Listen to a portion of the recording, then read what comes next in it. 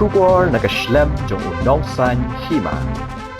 Uba VGK kenta uliya tho bakat kum gajingyo jingtip jong u ba hausnem arajar arpusaw kala bandai ke election ka bakhatdo jong ka Lok Sabha hapo ke jila Meghalaya bakan don tangkawe ka seat but amsho kumbalalong baro shikatta baka jila ka don artli ki Lok Sabha constituency ki bakintop ye ke Shillong bat ketura haba keren berkilat pathai khubor ka sngiba ar jong ka arpusantrik uya yong arajar arpulai uba kinta uloong ba kani ka jingdon tangkawe ka seat kan long ka e jing du nong ka bakrau bahai ki pat ba ka jila khamtam ni ki pat ba khasi bat jantia ki bahap hapo ka Shillong parliamentary constituency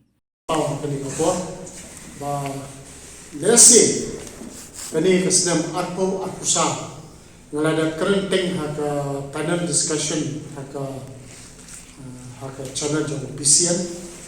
ba lesi 2024 kala andai ka last election last Lok Sabha election namanta ka Shillong seat nama katkum ka delimitation ka ba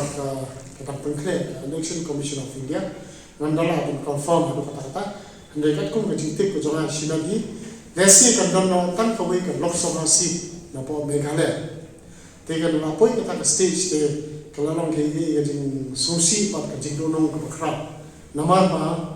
inumyo asyo ki lesi